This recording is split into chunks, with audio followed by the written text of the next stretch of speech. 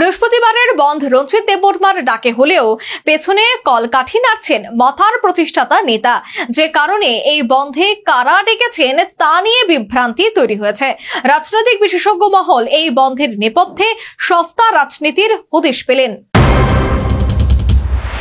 বৃহস্পতিবার রাজ্যে 24 ঘন্টা বন্ধের আহ্বায়ক কারা, এই নিয়ে জনমনে বিভ্রান্ত।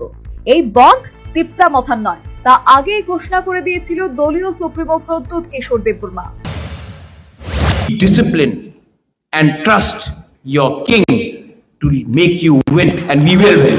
Belaino Hambai Kulungha Tiprasa Dofa Ayuk Lokthong Tiprasa Dofa Ayuk Lokthong और जो 22 तारीख को अपना स्ट्राइक है 23 तारीख को आप लोग पीसफुली करो। ये तिपरा मोथा का नहीं है, लेकिन अगर कोई कर रहा है तो अगर सपोर्ट नहीं करता तो उसका अपोज मत करो। लेकिन उस दिन वायलेंस नहीं होना चाहिए। लेकिन 7 तारीख नवंबर को सब लोग रुको, बहुत इंपॉर्टेंट मैसेज। 7 तारीख नवंबर को अगरतला में हमको जनसभा करना है और दिखाना है कि अगरतला का मालिक तिप्रासा है। बेलाइनो हाम्बाई खुलुंखा तिप्रासा दोफा आयुक लोकथং। এরপরেও তিপ্রা মথা এই বন্ধ ডাক দিয়েছে বলে জোর প্রচার চলছে। এই বিভ্রান্তমূলক প্রচারের পরও রহস্যজনক কারণে নিশ্চুপ মথার প্রতিষ্ঠাতা প্রদ্যুৎ কিশোর। মথার প্রতিষ্ঠাতা নেতার কেন এই নিশ্চুপতা, এর পেছনেও একটা রহস্য রয়েছে বলে মনে করা হচ্ছে। তিনি স্পষ্ট ভাষায় বললেন, এই বন্ধে যেন কোনো ধরনের হিংসা না হয়। তার এই হিংসা না করার আহ্বানকে ঠাকুর ঘরে কে রে, আমি তো কলা খাই নাই, এই প্রবাদ স্মরণ করে তথ্যবিজ্ঞ মহল ভিন্ন আশঙ্কা করছেন। আক্ষরিক অর্থে মথার বিধায়ক রঞ্জিত দেববর্মা সিভিল সোসাইটি অফ ত্রিপুরার ব্যানারে এই বন্ধের আহ্বান জানিয়েছেন। তবে এই বন্ধ মথার প্রতিষ্ঠাতা নেতার রাজনৈতিক কূটচাল বলে বিশেষজ্ঞ মহলের অভিমত।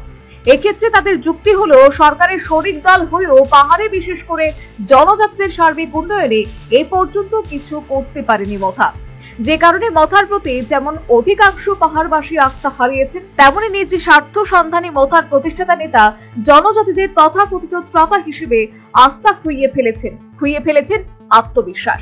এই অবস্থায় বামেদের পাশাপাশি আইপিএফটি পাহাড়ে তাদের মাটি শক্ত করছে।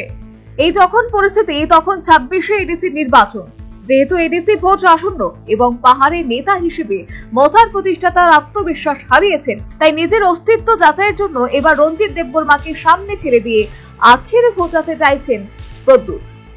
তবে এক্ষেত্রে কিন্তু রাজনৈতিক বিশেষজ্ঞ মহলের মথার প্রতিষ্ঠাতা নেতার আরো একটি সস্তা রাজনীতির কূটকৌশল নজর এড়ায়নি। কূটকৌশলটি হলো, বৃহস্পতিবার বন্ধ যদি শান্তিপূর্ণ এবং সার্বিকভাবে সফল হয় তবে এর পুরো রস পান করবেন Pradyut.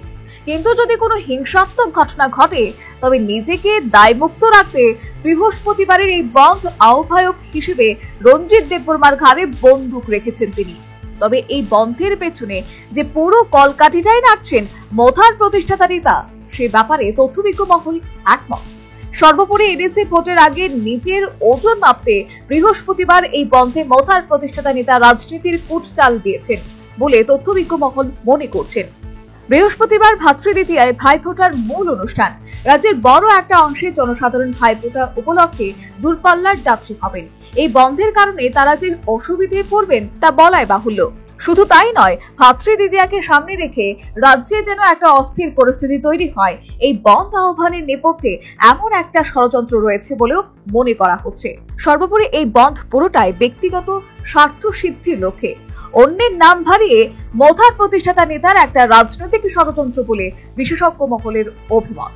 Bureau report, news vanguard.